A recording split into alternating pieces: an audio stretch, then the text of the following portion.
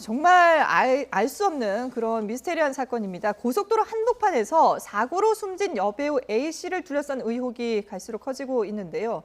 사고 현장을 지나던 차량의 블랙박스 영상을 저희가 입수를 했습니다. 영상을 보고 자세한 얘기 나눠보죠. 네, 지금 어두운 밤 도로 위에 흰색 승용차 한 대가 비상등을 켠 채 서 있습니다. 그런데 갓길이 아닌 고속도로 한복판 2차로에 서 있습니다. 차량 바로 옆에서 누군가 빠르게 가드레일 쪽으로 뛰어가는 모습을 지금 보실 수가 있는데요. 또 흰색 승용차 뒤에는 또 한 사람이 서 있습니다. 바로 여배우 A씨인데 지금 흐릿하게 잘 보이진 않습니다만은 허리를 굽히고 있는 모습을 확인을 해볼 수가 있습니다. 결국 이 A씨가 지나가던 차량에 치이면서 참변을 당했는데요. 글쎄요. 지금 저희가 이 영상을 화면을 확보를 해서 지금 계속해서 보여드리고 있습니다만은 이 A씨의 실명이 사실 인터넷에서 이미 거론이 되고 있습니다. 그런데 저희는 유족들과의 협의를 거쳐서 유족들의 의사를 존중을 해서 일단 실명을 거론하지 않기로 했다는 점을 먼저 두 분께 말씀을 드리고요. 지금 이 상황에 대해서 일단 남편은 뭐라고 얘기를 하고 있는지 좀 들어봐야 될 것 같아요. 남편이 이제 차량 운행 중에 그 소변이 급하다라고 네. 해서 차를 세우고 자기가 이제 가드레일 쪽으로 가서 볼일 보고 돌아와서 보니까 자기 부인이 이제 사고를 당했다. 네. 이렇게 지금 진술하고 있습니다. 예. 근데 이 진술이 사실은 좀 납득이 잘 안 되는 부분이 있거든요. 네, 지금 사고 지점이 이제 인천공항 고속도로였고 사고 시각이 새벽 4시 직전 3시 한 50분쯤이라고 지금 나와 있는데 예. 지금 고속도로 편도 3차선 구간에서 저희가 지금 제한 속도가 100km거든요. 네. 그래서 100km의 그런 고속도로에서 지금 남편의 이야기가 이제 소변이 급해서 세워달라라고 해서 본인이 지금 소변 보고 왔더니 이런 사고가 발생했다라고 하는데 네. 그러면 이제 좀 이해가 되지 않는 부분은 소변이 설사 마려웠다라고 하면은 갓길에 세우는 그렇죠. 것이 이제 예. 통상적인 예인데 왜 이렇게 한복판을 가로막고 서 있었느냐. 네. 그리고 차를 세우고 나서 또 운전을 하던 그 피해 A 씨는 또 굳이 왜 차량 밖으로 저렇게 나와 있었을까? 그러게요. 이런 부분에 대해서 조금 잘 이해가 가지는 않는 그런 상황입니다. 예, 그런 부분에 대해서 변호사님이 보실 때는 어떤 상황이었다고 좀 예상을 해볼 수 있을까요? 너무 조심스러운 부분이긴 물론, 예. 합니다. 이제 어쨌든 그 현장에 있었던 그 남편의 진술이 일단은 유일한데 네. 남편 같은 경우는 소변이 마려워서 급히 갔다 왔다라는 것이니까요. 근데 이 부분에 대해서 수사기관에서 이렇게 뭐 사실인지 아닌지 네. 어떤 그 진술의 신빙성 부분을 좀 조사를 할 것 같습니다. 왜냐하면은 저런 사고가 발생하는데 네. 일단은 동승을 했던 남편에게 혹시라도 책임을 지을 부분은 없는지 네네. 수사기관은 기본적으로 이런 부분에 대해서는 좀 조사를 하기 마련이거든요. 예, 그렇죠.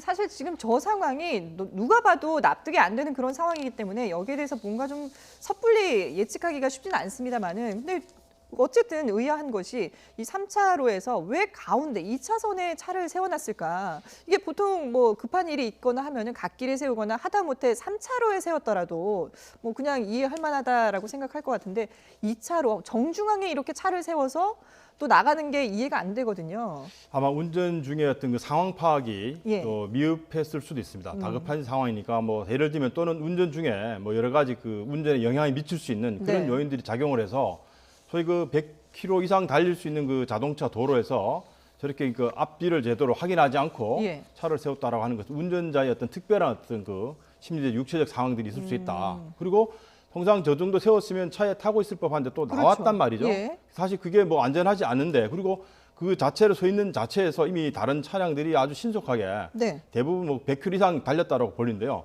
그런 정도에서 그 차를 정차시킨 것은 정상적인 판단을 하지 못한 그런 정황이 있을 수 있다라고 추정이 좀 됩니다. 예. 근데 지금 이 차량을 찍은 블랙박스, 다른 차량의 이제 블랙박스 화면을 저희가 확보해서 보여드리고 있는데 사실 이것만으로도 이번 사건을 규명하기는 쉽지 않거든요. 그러면 좀 이번 사건을 정확하게 알기 위해서는 어떤 정보들이 좀 더 수집이 돼야 될까요?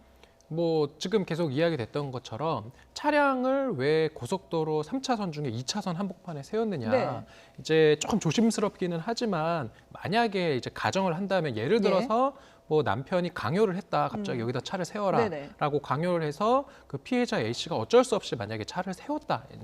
알 수는 없지만 네네. 예를 들어서 그렇다라고 한다면은 그 자체가 그 죽음의 책임을 물을 수 있는 뭐 강요죄라든지 예. 그렇게 될 수가 있기 때문에 이제 경찰은 남편의 그런 진술 조금 석연치 않은 소변을 보러 2차선에 차를 세우고 네. 자기가 소변을 보고 왔다고 하는 그 부분에 대해서 이제 좀 사실관계를 규명을 해야 되는데 만약에 그 지금 피해자가 운전하던 차량 내부 블랙박스가 만약에 그렇죠. 확보가 예. 된다라고 하면은 이제 그들의 어떤 대화 내용이라든지 이런 게 녹음이 되어 있기 때문에 네. 그런 어떤 물적 증거 좀 확보가 일단은 필요할 것으로 보이고요. 네. 나아가서 지금 이제 A 씨가 차량에 2번 지금 치였습니다. 네. 그 조금 안타까운 상황인데 그 2차선에 서 있다가 택시에 한번 치이고 이제 택시에 치여서 1차선으로 튕겨 나가고 나서 또 1차선을 주행하던 이제 차량에 치였는데 네. 그래서 지금 이 어찌 보면은 졸지에 지금 고속도로 운전하다가 가해자가 된 이 택시 운전자와 승용차 운전자는 이제 교통사고 처리 특례법 위반으로 지금 이제 조사를 받을 수밖에 없는 입건이 된 상황이거든요. 상황이죠. 예. 네, 그렇다고 한다면은 이 조사에서 필요한 것은 이 피해자 A 씨가 예. 택시에 치였을 때 숨졌느냐 아니면은 그 이후에 튕겨져 나가서 이후에 이제 그 승용차에 치여서 숨졌느냐라는 네. 부분도 왜냐하면은 이 혐의가 교통사고 처리 특례법상 치사 혐의이기 때문에 네. 그 죽음의 직접적인 원인이 된 그 추돌이 어떤 운전자로 인한 것이냐 이 부분에 대한 조사도 좀 같이 이루어져야 될 것으로 예. 보입니다. 그래서 이 A 씨의 시신을 부검하기로 했다고 하는데 이런 부분들도 또 결과가 중요할 것 같네요. 네, 그렇죠. 예. 맞습니다. 그런데 지금 앞서 얘기한 것처럼 이 A 씨를 들이받은 혐의로 택시 운전자 그리고 승용차 운전자가 현재 입건된 상황인데 그럼 이 두 사람은 어떤 처벌을 받게 되는 건가요? 일단 지금 교통사고 처리 특례법상의 업무상 과실치사 혐의로 예. 그러니까 두 사람의 이제 충돌을 했는데 어떤 원인이 물론 두 가지 원인이 다 겹칠 수 있는데요. 네. 이 부분은 치사 혐의로 지금 불구속 입건했지만 또 이것은 또 우리가 다른 판례를 본다면 예. 과연 시속 100km 그 도로에서 갑자기 새벽 3시 50분경에 차를 세웠다라고 하는 것이 네. 뒤에서 오는 그 자동차 운전자의 어떤 그 예견 가능성이 있을까? 소위 말해 우리가 과실법에서는 통상적인 주의 의무를 해야 되는데 예. 그 주의 의무 범위를 넘어서는 소위 말해서 이건 인과관계가 좀 입증하기 어려운 그런 측면이 있다라고 한다면 그러니까 일반적인 상황이 아니라는 거죠. 그렇죠. 이 예. 두 운전사들은 오히려 무죄를 주장할 수 있는 그런 측면도 있습니다. 예. 자, 이런 부분들에 대해서 과연 또 경찰이 어떻게 수사 결과를 내놓을지 저희가 또 계속해서 짚어보도록 하겠습니다.